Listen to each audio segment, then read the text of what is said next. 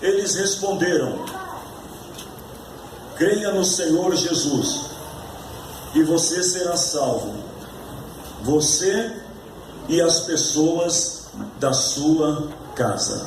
Amém? Vamos orar em nome de Jesus Cristo, por tudo que nesta noite o Senhor nos permitiu oferecer a Ti até esta hora, Senhor. A adoração, o louvor, a honra ao Teu nome, pelo que a Tua palavra tem falado a cada um de nós, através das canções, através da mensagem inicial. Nós Te louvamos, Senhor. Mas eu quero Te pedir mais uma vez neste momento, como tenho orado, Senhor, nesse dia, que o Teu Espírito Santo coloque, Deus, palavras em meus lábios, para transmitir ao coração de cada pessoa aqui nesta noite a Tua palavra, e que os nossos ouvidos, Senhor, estejam prontos para ouvir, que a nossa mente esteja ávida para compreender tudo aquilo que o Senhor pode nos dizer através desta palavra. Em nome de Jesus, toda honra e glória somente a Ti, Senhor. Amém. Podemos assentar, queridos irmãos. Meus amados, eu estava hoje de manhã aqui na casa do Senhor e estava observando a movimentação aqui na igreja pós-escola bíblica dominical e vendo a mobilização de alguns irmãos e quando alguns estavam trabalhando, preparando o templo, outros estavam mexendo em coisas, as crianças estavam cantando, outros estavam tocando seus instrumentos, e eu fiquei pensando um pouco. A igreja, ela é uma grande família, mas ao mesmo tempo eu também fiquei imaginando, e eu gostaria de convidar vocês para pensar comigo, para imaginar comigo. Pensem numa família, numa família vivendo, né, sobre a direção do Espírito de Deus, sobre a direção de Deus. Pensem numa família unida, numa família onde pais e filhos têm comunhão, onde eles têm prazer em falar das coisas de Deus, uma família que sirva ao Senhor de todo o coração. Eu diria para vocês que uma família com estas características é uma família abençoada, sim ou não? Uma família onde não tem confusões, onde não tem brigas, uma família onde as pessoas se respeitem, uma família onde os membros se preocupem um com os outros. Ao mesmo tempo, eu fico imaginando o seguinte: uma família onde isso não acontece, uma família onde o relacionamento familiar é conturbado, uma família onde há uma falta, vamos dizer assim, uma falta da presença de Deus, da plenitude de Deus, do Espírito de Deus. Com certeza esta não é o melhor modelo de família, não é o modelo que Deus deseja para cada um de nós. Eu estava hoje à tarde, depois de sair da igreja, pensando um pouco sobre isso. E a verdade é que se as coisas não estiver bem com você e com a sua família, dificilmente as coisas vão estar bem com você e com a outra família, que é a família da fé. Eu sei que isso não é novo para muitos de vocês aqui, porque por muitas vezes eu tenho dito que a igreja, ela é um reflexo daquilo que acontece nas famílias, daquilo que acontece nos lares. E muitas vezes as pessoas, elas vêm para a igreja e elas vão trazer consigo todos os problemas que envolvem a sua família, todas as indiferenças, tudo isso de alguma maneira vai repousar dentro do ambiente chamado igreja.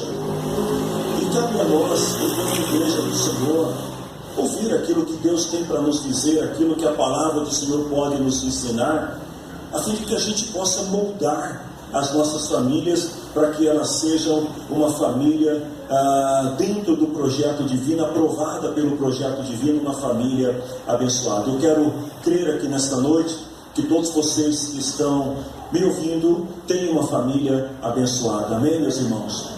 Mas se porventura as coisas não estão sob controle e as coisas não estão exatamente da forma como você gostaria que fosse aos olhos das Escrituras, de acordo com a palavra de Deus, eu quero hoje falar um pouco sobre família. A mensagem de hoje é uma mensagem direcionada para os pais, para as mães e para os filhos. Eu quero nesta noite começar falando um pouco sobre o papel do esposo dentro do lar. Recentemente nós estudamos esta temática na escola bíblica dominical sobre uma outra ênfase, mas eu quero hoje falar rapidamente sobre o papel que cada esposo deve desempenhar, um papel como líder espiritual dentro do seu lar. A Bíblia ela é muito clara em ensinar e afirmar que o esposo ele tem uma responsabilidade espiritual de nutrir a família espiritualmente, de dar uma direção espiritual para a família.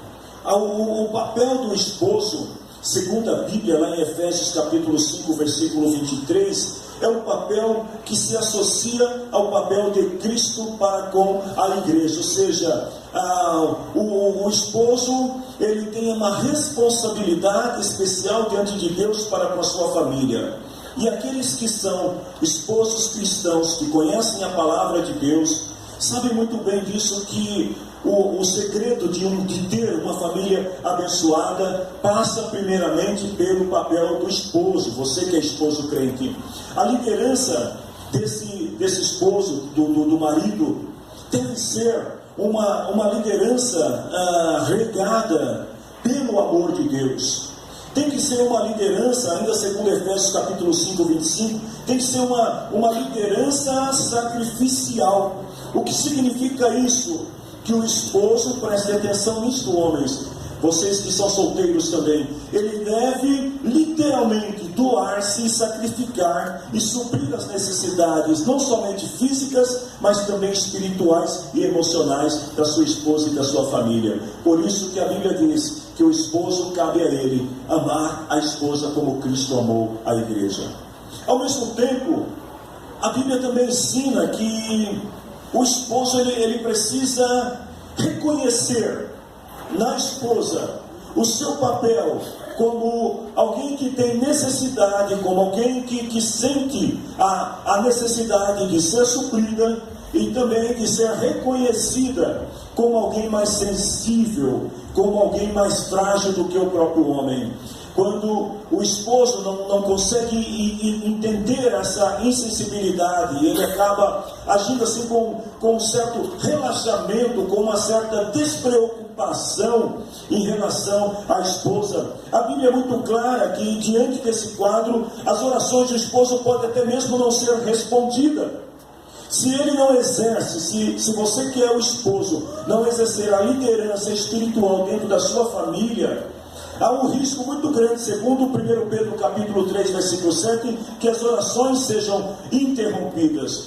Por isso que, se nós queremos ter uma família abençoada por Deus, uma palavra direta para os homens, para os esposos, o primeiro passo é que você seja este canal abençoador que vai trazer sobre o teu lar, sobre a tua família, a presença de Deus e a direção de Deus. O esposo, portanto, ele tem essa responsabilidade de ser um portador da bênção dentro da sua família. Quando isso acontece, quando ele consegue suprir essas necessidades, principalmente espiritual, no que diz respeito ao relacionamento com Deus, então milagres acontecem na família. Amém, queridos?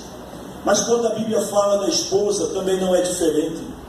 Porque a Bíblia ela vai deixar bem claro ainda, falando de Efésios capítulo 5, que a esposa ela deve reconhecer no seu esposo um parceiro igual sob a graça de Deus. Ou seja, a submissão. Outro dia eu estava conversando com algumas mulheres, e eu confesso para vocês que eu fiquei indignado com algumas mulheres, de perceber o quanto algumas mulheres principalmente casadas, não se valorizam pelo papel que elas têm, que elas representam dentro do lar, e muitas vezes aceitando até um domínio imposto, sem que haja o respeito, a reciprocidade, ou sem que haja o reconhecimento do papel do esposo. Ou seja, muitas vezes a esposa ela acaba se colocando dentro de uma posição onde ela perde a sua identidade como conselheira, como companheira dentro do lar. E a Bíblia é muito clara que a esposa ela precisa também ter sim a submissão ao esposo, mas é uma submissão pelo amor. É uma submissão por vontade própria, do mesmo modelo de Cristo para com a igreja. Nós amamos a Cristo, nós desejamos Cristo, queremos estar com Cristo, nós nos sujeitamos a Cristo porque nós reconhecemos em Cristo o Senhor de nossas vidas. Uma esposa segundo o coração de Deus. O que seria uma esposa segundo o coração de Deus? É uma esposa que tem um espírito de humildade, que tem um espírito de tranquilidade, que tem um espírito de amor e também de honra em relação ao seu esposo. Mulheres, escutem isso que eu vou dizer para vocês, de homem para mulher, de pastor para mulher. A maior beleza que você pode ter na sua vida não é a beleza exterior. A maior beleza que você deve ter e deve cultivar é a sua beleza interior. Que beleza é essa? Um espírito humilde, um espírito manso, tranquilo, de amor, de honra pelo esposo. Ou seja, a mulher cristã, ela não deve ter uma natureza relaxada, desleixada, mas ela deve procurar, primeiro e acima de tudo, ter em Deus a sua fonte de beleza. Que a beleza da mulher comece em seu interior. Então, uma palavra nesta noite para as mulheres: comece valorizando o seu papel dentro do lar, como esposa, como companheira, como conselheira, como ajudadora, como alguém que reconhece no seu esposo se ele é crente ou se não é crente, mas como esposo reconhece nele a liderança, a autoridade espiritual, mas que vê nele também uma relação de companheirismo e de respeito. A esposa que tem um marido descrente, ela deve procurar em Deus um modelo. Qual é o modelo de Deus? Para que o seu lar seja abençoado a partir de você, mulher. Provérbios capítulo 14, versículo 1. A mulher sábia constrói o seu lar. Então qual é o modelo de Deus para a mulher que tem um esposo descrente? Procures agir com sabedoria. Ah, pastor, eu não tenho sabedoria. Tiago diz: se você não tem sabedoria, peça a Deus, porque Ele deliberadamente dá sabedoria para todos. Ou seja, não desista do seu esposo, veja nele o edificador do seu lar. Mas eu quero também falar nesta noite sobre um princípio, e é sobre esse que eu gostaria até de dar uma maior ênfase, porque essa não é uma sessão, uma mensagem pastoral para casados, mas é uma mensagem pastoral para a família. A palavra do Senhor, quando fala que o esposo, ele é o líder espiritual da família, subtende-se também que o pai, sendo o esposo, ele tem essa liderança a ser exercida, não só em relação à esposa, mas também em relação aos filhos. E aí uma verdade que eu gostaria de passar para vocês: os filhos são tremendamente perceptivos. Os filhos aprendem muito mais vendo do que ouvindo. Ou seja, eles têm uma habilidade natural de captar muito mais aquilo que você faz do que aquilo que você diz. Ah, pastor, eu grito com esse menino todos os dias, mas parece que não me ouve. Ah, mas eu falo, entra por um ouvido e sai pelo outro. Sabe por quê? Porque a percepção da criança é muito maior para aquilo que ele vê do que para aquilo que ele ouve. Pelo que muitas vezes os pais não percebem, mas eles acabam passando valores, eles acabam passando alguns hábitos que podem ter efeitos trágicos no desenvolvimento dos filhos. Porque não adianta dizer para o filho, faça isto, se nós não fazemos isso. Não adianta o pai cristão dizer para o filho, olha meu filho, você precisa orar, se o filho não vê o pai orando. Não adianta o pai dizer para o filho, filho, você tem que ir para a igreja, se o pai não vem para a igreja. Eles vão estar muito mais atentos àquilo que você vê.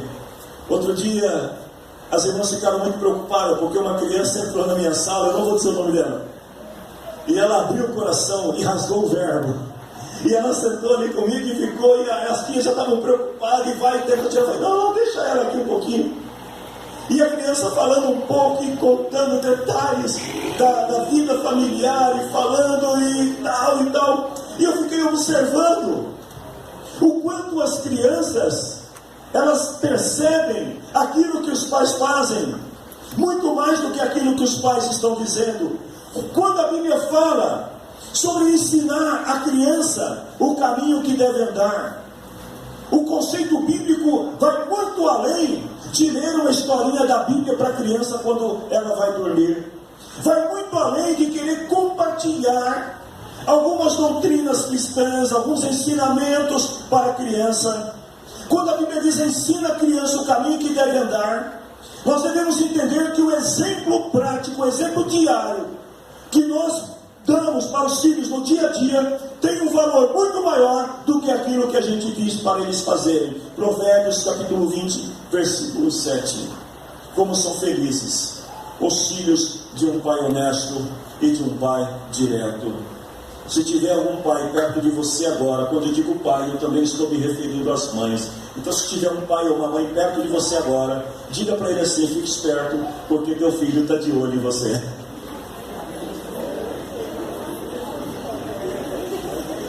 Pais, quando a gente fala de ter uma família abençoada, eu não estou querendo jogar sobre os pais a responsabilidade pelos traumas, por tudo que acontece com seus filhos. Por favor, não é isso. Mas entenda isso. O nosso comportamento dentro do lar, ele vai nortear aquilo que os nossos filhos serão. Alguns erros que os pais costumam cometer na educação dos filhos. E quais são as consequências de cada um desses erros? Primeiro, quando os pais educam seus filhos sem demonstrar amor. Quando os pais, eles agem em relação aos filhos, muitas vezes ignorando, muitas vezes não dando a devida atenção para os filhos. Isso pode acabar gerando filhos com personalidades fracas, filhos com tendência à rejeição. Quantos adultos que nós conhecemos que tem esse sentimento de rejeição, de falta à autoconfiança? Muitas vezes são pessoas resistentes até a liderança, ao governo de alguém. E por que isso acontece? Porque muitas vezes os pais estão priorizando muito mais outras coisas do que a verdadeira educação dos filhos, que deve ser regida pelo amor. Primeira coisa que nós precisamos aprender é que os nossos filhos precisam ser educados, mas tem que ser com amor. Toda educação que flui a partir do amor, que age como de acordo com o amor, com certeza vai gerar filhos mais fortes, filhos mais resistentes, filhos mais abençoados. A educação mimada, se por um lado existem aqueles pais que não têm a preocupação em demonstrar o amor para os filhos, também existem aqueles pais que são extremamente mimados. E o grande perigo de uma educação mimada é que a criança muitas vezes acaba crescendo com um espírito egocêntrico, orgulhoso, e cria aquela mania de achar que ele tem que ter tudo na hora que ele quer, que ele tem que ser o primeiro lugar em tudo, o centro em tudo. Ensinar a criança o caminho que deve andar significa, é claro que todos nós devemos dar o mimo aos filhos, mas devemos tomar cuidado para não mimá-los demais. Não faça nada apenas para calar o choro do seu filho. Eu já conheci muitos pais nessa minha trajetória ministerial, pais que muitas vezes para querer satisfazer a vontade dos filhos, acabavam fazendo loucuras para mimar o filho. E o resultado de tudo isso é que quando os filhos se tornam adultos mimados. A educação com a superproteção é um outro erro que acontece muitas vezes. Sabe aquele pai, aquela mãe que não deixa o filho atravessar a rua porque tem medo dele ser atropelado por um gato? Pois tem pais que agem assim. A superproteção não deixa, o filho ele não pode dar um passo sozinho, porque tem medo. E muitas vezes isso também é preocupante, porque vai gerar nos filhos um sentimento de dependência dos outros. Filhos medrosos, filhos que muitas vezes, quando se tornarem adultos, não vão saber como resistir, como vencer, porque eles vão estar acostumados sempre ter um tutor, sempre ter alguém que vai pegá-los pelo braço e que vai direcioná-los acerca daquilo que tem que fazer. Os filhos precisam ter independência, precisam crescer independentes para quando se tornar adultos, ter responsabilidades. Senão nós vamos ter aquilo que já preguei uma vez aqui na igreja, nós vamos ter uma geração de filhos cangurus que não querem sair de dentro da bolsa da mãe. E para onde o pai e a mãe vai, o filho sempre vai estar atrás, porque são os filhos superprotegidos. Existe uma outra educação que também nós precisamos tomar cuidado quando falamos acerca de ensinar as crianças. É a tirania na educação. Pastor, o que significa isso? A opressão, a violência na educação, no processo de educação dos filhos. Ainda existem muitos pais que entendem que a melhor maneira de corrigir os filhos é pegar um pedaço de pau, ou pegar algum instrumento, como antigamente era o fio do ferro de passar roupa. Hoje eu não sei, hoje acho que é o fio do computador, e pegar para querer educar o filho. Ou seja, a educação tirânica pode muitas vezes gerar também nos filhos dois tipos de sentimento. Um é a apatia, porque é aquele pai, aquela mãe que agride violentamente o filho a fim de querer educá-lo, e a criança vai gerando um sentimento de apatia. E ela não é de simpatia, viu, irmãos? De apatia, de aversão. E a criança ela passa a desenvolver um sentimento de vingança, de agressividade. E a linguagem que ela vai entender, que ela vai interpretar, quando quiser alguma coisa de outro alguém, é a violência. Ela vai para a escola e ela vai ser violenta. Ela vai para a faculdade, ela vai ser violenta. Existe também a indiferença. Ou seja, a indiferença é um outro grande problema que tem afetado muitas vezes até nós, pais cristãos. O que é indiferença? É a falta de posicionamento. É a falta do pai e da mãe demonstrar interesse em ensinar valores, em educar seus filhos dentro dos princípios que a palavra de Deus nos oferece. E muitas vezes os filhos chegam com questionamentos e os pais preferem agir com indiferença, dizendo: não, isso aí você não precisa aprender agora. Mas a curiosidade de um filho, de uma filha, pode levá-lo a perguntar para o colega da escola, a perguntar para o vizinho descrente, a perguntar para qualquer pessoa na rua. Então a falta de posicionamento, a indiferença em relação a determinados temas, queridos, e nunca os pais cristãos foram tão desafiados como tem sido ultimamente acerca de questões envolvendo a moralidade, envolvendo a educação das crianças. Os filhos precisam saber, os filhos precisam conhecer. Não podemos, de maneira alguma, ficarmos em cima de um muro, sem ter nenhuma posição, sem seguir nenhuma norma, sem defender nenhum conceito, nenhum valor. Não podemos simplesmente fechar os nossos olhos e tapar os nossos ouvidos para os problemas que os nossos filhos enfrentam no dia a dia. Escute o que eu vou lhes dizer, pais. Se você não educar o seu filho de acordo com os princípios da palavra de Deus, fique sabendo que alguém o fará, e o fará diferente daquilo que você deve fazer. Quando a Bíblia fala que devemos ensinar a criança o caminho que deve andar, significa ter um posicionamento, ensinar o que é certo, o que é errado. Eu estava um dia aqui na igreja e uma criança estava traumatizada. Eu vou falar porque a criança não está aqui, senão eu não ia, de maneira alguma eu ia falar. Mas a criança estava traumatizada e chorando, e eu falei: o que está acontecendo com você? E a criança virou para mim e falou assim: a tia falou que Papai Noel não existe. Aí a mãe estava perto e falou: não, filha, ela estava brincando, Papai Noel existe. Às vezes, a falta de posicionamento, eu estou falando de uma coisa muito simples, mas pode gerar problemas na educação de seu filho lá na frente.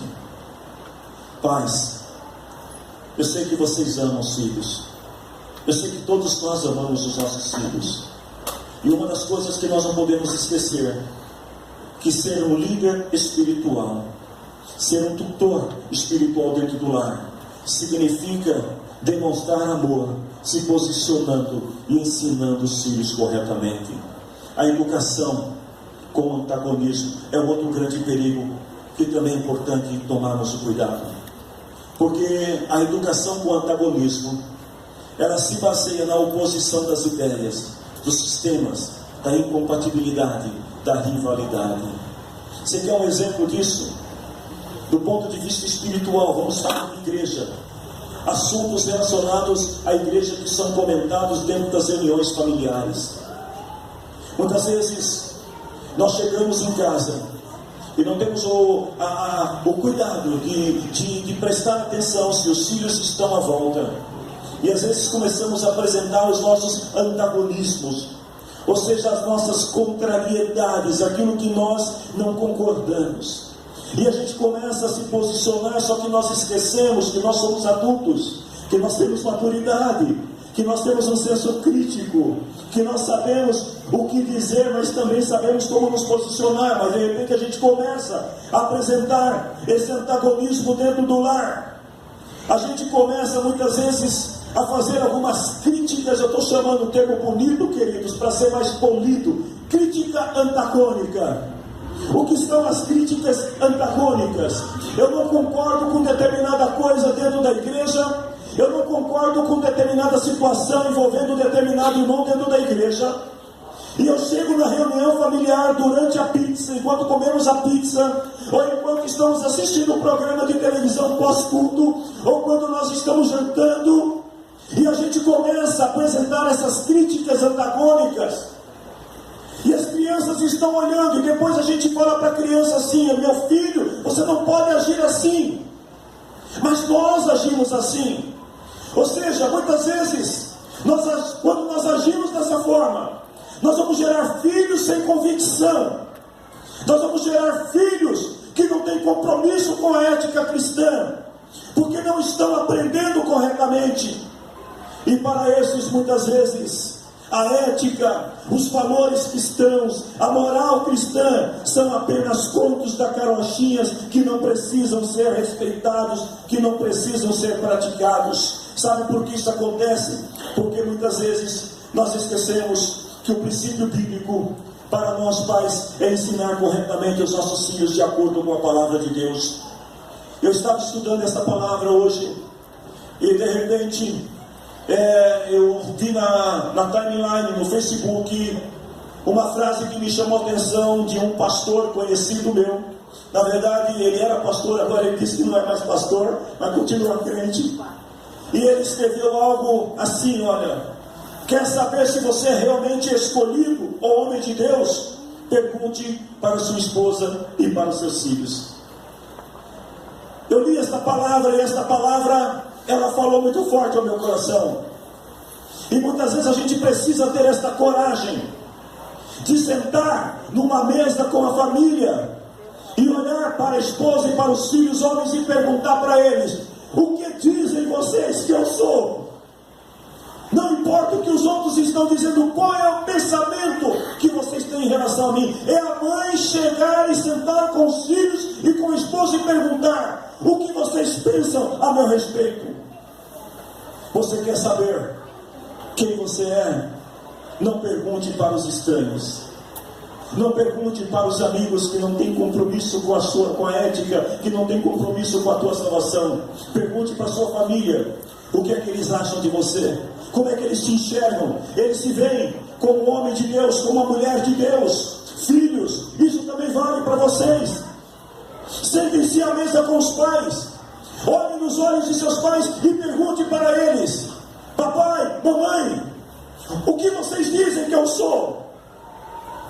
E de repente você vai ouvir coisas que não gostaria de ouvir, mas aceite-as em teu coração, como a correção, como a disciplina de alguém que ama você e que não quer ver a tua alma indo para o inferno.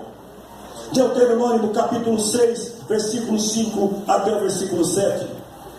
O Senhor estava instruindo Moisés de como os pais deveriam educar os seus filhos, como deveriam ensinar os seus filhos.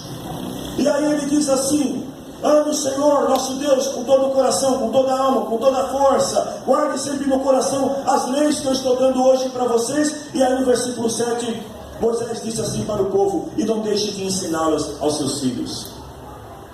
Ensine.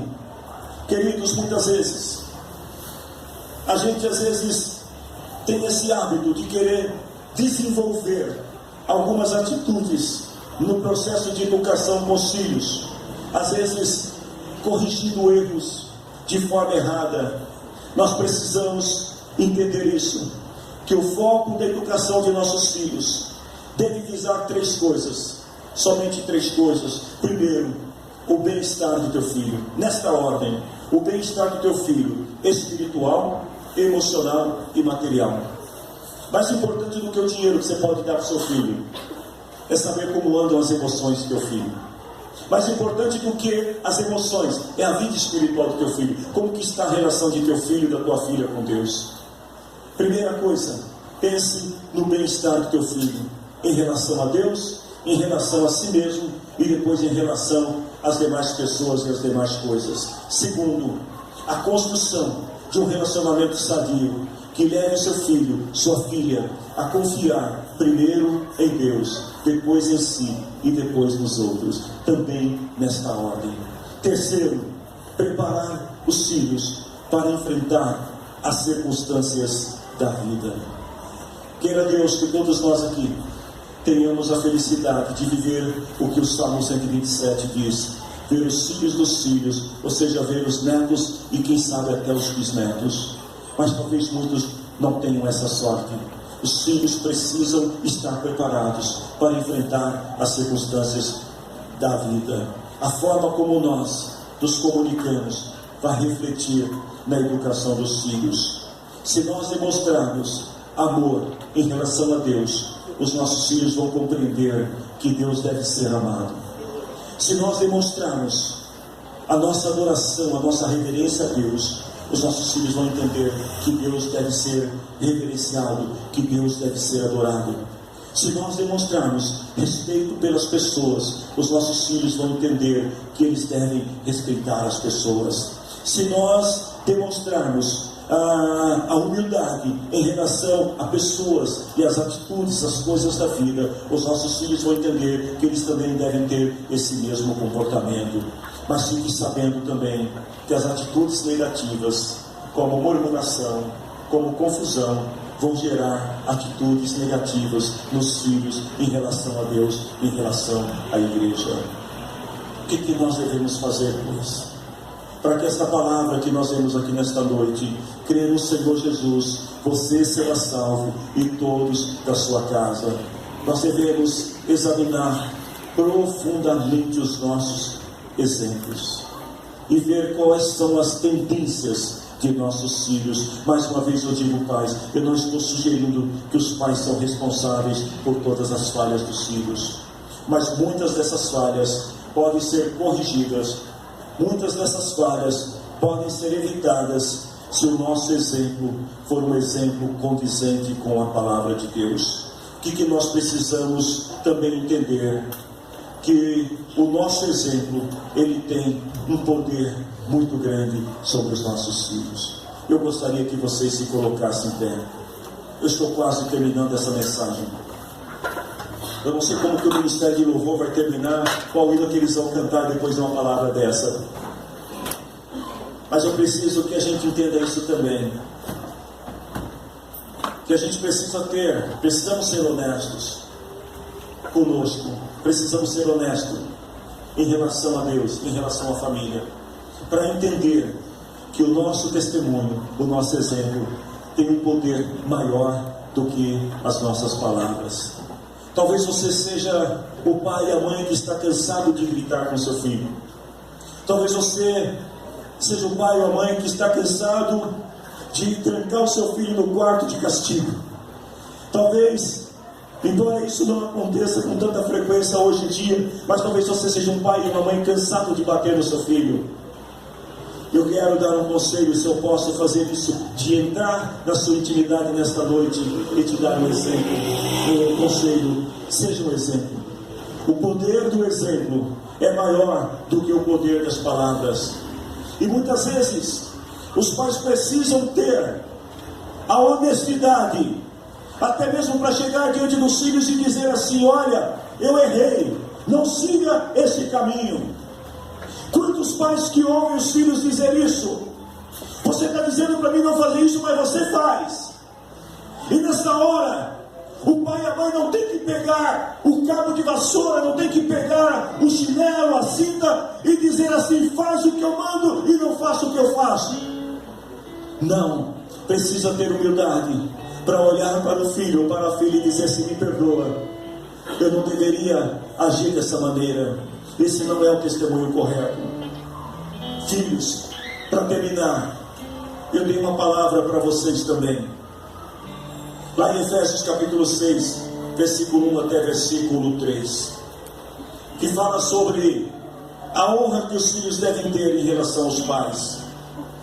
Eu diria que os nossos filhos, os filhos modernos, os filhos contemporâneos, muitos precisam reaprender a importância de honrar os seus pais.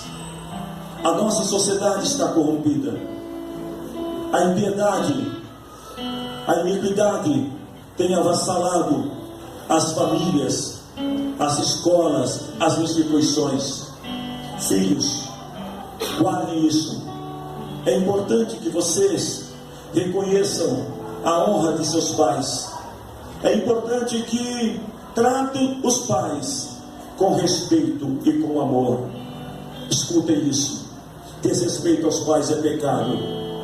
Não tem como estar bem diante de Deus se estiver desrespeitando os pais. Não adianta estar na igreja e às vezes até pregar, cantar, tocar, orar e entregar folheto e etc., se não estiver respeitando os pais. Porque o princípio da bênção sobre a vida dos filhos passa pela obediência, pelo respeito e pela honra dos pais. Talvez alguns de vocês aqui tenham pais descrentes, e por eles serem descrentes, não compreendem a natureza da fé de vocês.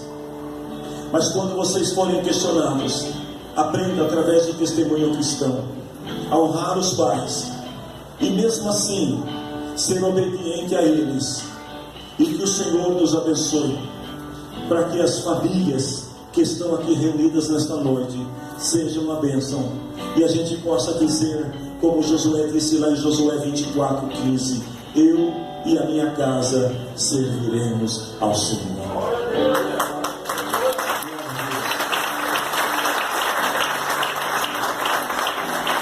Talvez você entrou aqui nesta noite pensando assim: hoje eu vou para o culto que eu quero uma palavra de cura.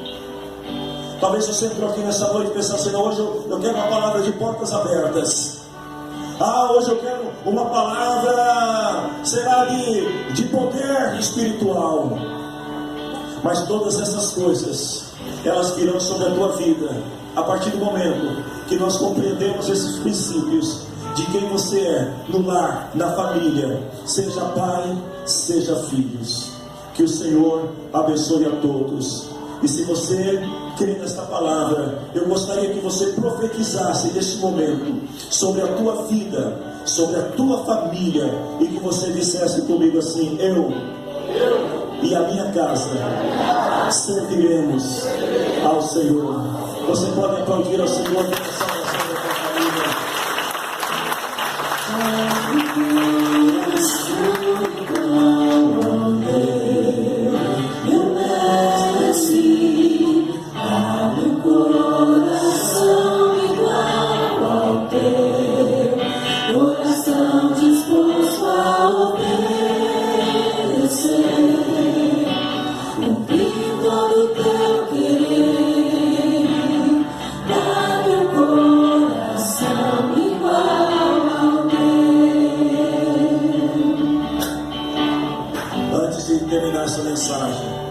Talvez você esteja questionando: pastor, por que você está pregando essa palavra? Esta semana eu tive uma prova viva do quanto Deus tem abençoado a minha família. Todo dia, quando eu levo meus meninos, um para a escola e outro para o trabalho, sempre que o Abner vai descer do carro, ele olha para mim e fala assim: pai, você não esquece de orar por mim hoje, hein? E eu digo amém. Só que na sexta-feira foi diferente. Ele acordou cedo. Eu estava tomando café e ele falou assim: pai, posso te pedir um favor? Eu falei: pode. Você pode orar por mim? Eu falei: posso. Deixei o copo de café que eu estava tomando e fui até o quarto dele. E nós dobramos os joelhos ali, oramos por alguns minutos ao Senhor. Eu pedi que Deus abençoasse o dia dele. Quando foi à noite, eu vim aqui para o culto. E eu estava aqui orando também ao Senhor, sempre apresentando a família nas mãos do Senhor. Quando terminou o culto, eu recebi uma informação da minha esposa, uma mensagem da minha esposa, que o Abner tinha sido assaltado na Zona Sul, perto da estação de metrô, na frente de todas as pessoas. O indivíduo sacou de uma arma e encostou ele num canto e roubou ele. Ele, na hora, disse que as pessoas passavam, olhavam e todo mundo fica: ninguém vai mexer com quem está armado. E as pessoas não sabiam também o que fazer, e foi uma coisa muito rápida. O sujeito roubou ele, pegou os pertences dele, em seguida guardou a arma e saiu, e nisso as pessoas socorreram ele. Mas o mais interessante é que quando eu me encontrei com ele em casa, ele falou assim para mim: pai, os bens materiais não têm valor. Ele não tocou na minha vida porque você está orando por mim.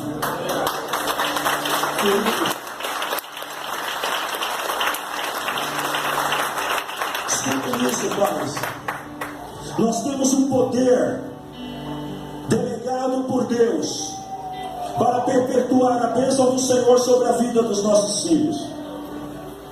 É por isso que muitas vezes quando eu venho aqui e falo: vamos orar, gente, é porque nós não podemos deixar de orar. Nós que somos pais, a gente precisa todo dia orar e apresentar os filhos. E vocês que são filhos precisam orar todo dia e apresentar os seus pais nas mãos do Senhor. A gente não sabe o que pode nos acontecer, mas de uma coisa é certa: se você estiver coberto pelas orações do pai, da mãe, se vocês pais estiverem cobertos pelas orações de seus filhos, podem ter certeza que nenhum mal te sucederá, praga nenhuma vai chegar na tua tenda, porque o Senhor vai enviar os anjos dele para dar ordem a teu respeito, para guardar a tua casa e a tua família e evitar que o mal lhes aconteça. Eu posso dizer que a minha casa serve ao Senhor, e eu posso nesta noite declarar em nome do Senhor Jesus: eu creio que toda a minha casa está salva para a glória do Senhor Jesus. Eu quero orar com vocês nesta noite. Eu não vou te pedir perdão, pai. Eu não vou te pedir perdão, mãe, pelos princípios da educação que ensinei aqui nesta noite. Mas procure aplicá-los na sua vida. Você vai ver milagres acontecendo na sua família. Quando você se sentar à mesa, sabe, para aquela rodada de pizza abençoada, e aí ao invés das críticas antagônicas, você começar a contar as bênçãos que o Senhor tem feito sobre a tua vida para os teus filhos. Ensina os teus filhos quem é o Senhor, e eles saberão que Deus é Deus. Eu quero orar pelas famílias nesse momento. Faz tempo que eu não faço isso, gente. Eu queria que os filhos agora grudassem nos pais, nas mães. Agora, desgruda um pouco do colega e da colega. Se o pai e a mãe estão aqui na igreja, vá para perto do papai e da mamãe agora. Agora é hora de vocês ficarem. Eu queria que as famílias ficassem perto agora. Não fique com vergonha de ficar perto, não.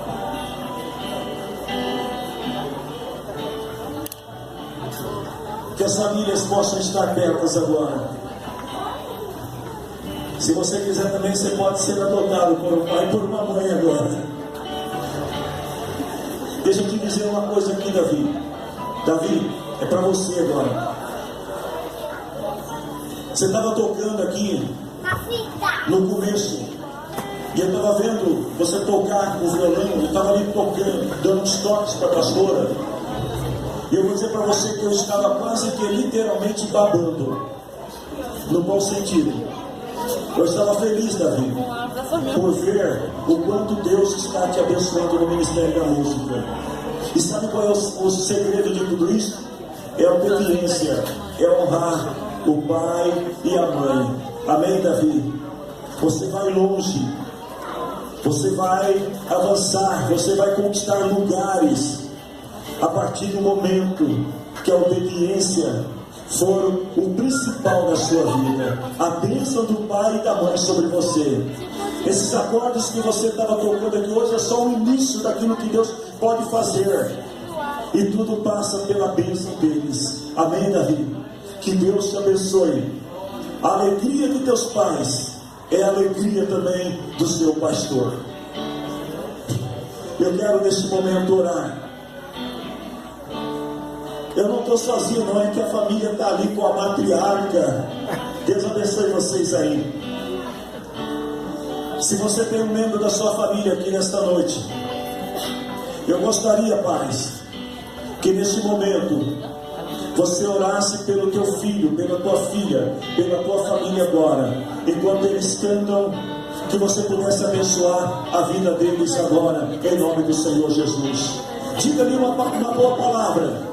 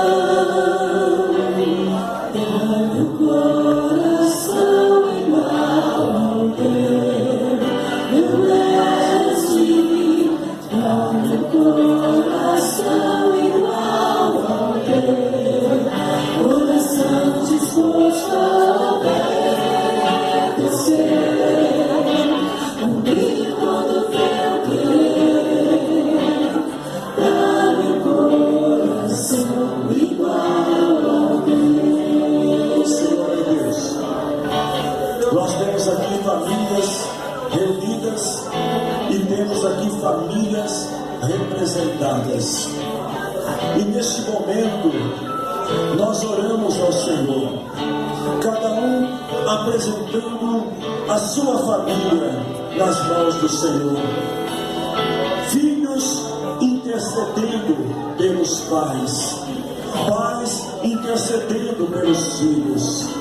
Neste momento, Senhor, pais estão abençoando os seus filhos, e filhos estão recebendo esta bênção como promessa de Deus sobre as suas vidas. Eu quero pedir, Senhor, neste momento, que a palavra do Senhor nesta noite, ela se torne uma realidade na vida de cada um de nós, que as nossas famílias possam servir ao Senhor, que os pais se convertam aos filhos e os filhos se convertam aos pais, que os pais se convertam a Ti, Senhor, e que os filhos também se convertam a Ti. Ó Deus, neste momento, enquanto muitos pais profetizam bênçãos sobre a vida dos seus filhos, enquanto muitos pais, Senhor, abençoam as suas casas, eu também, Senhor, abençoo cada família aqui representada, cada filho, cada pai aqui representado nesta noite, e que todos nós, Senhor, possamos dizer como Josué: nós e a nossa casa serviremos ao Senhor. Se você quer no Deus que abençoa a tua família, dê um abraço agora no teu parente, no teu familiar que está perto aí. Demonstre o amor de Deus pela vida dele e dela. Ei, gente, famílias saudáveis, igreja saudável. Famílias abençoadas, igreja abençoada. Eu abençoo a tua família nesta noite. Se você não tem seu pai, a tua mãe aqui, se você não tem o teu esposo, se você não tem a tua esposa, se você não tem teu filho aqui nesta noite, em nome do Senhor Jesus, eu abençoo todas as famílias que estão representadas aqui nesta noite. E se você quer, levante esta mão que Deus te deu para abençoar a sua casa, e que o amor de Deus Pai, a graça de Jesus Cristo, Senhor nosso, a comunhão e presença do Espírito Santo, que a bênção do Senhor seja sobre você e a tua casa. Se você crê, diga amém. O que você crê.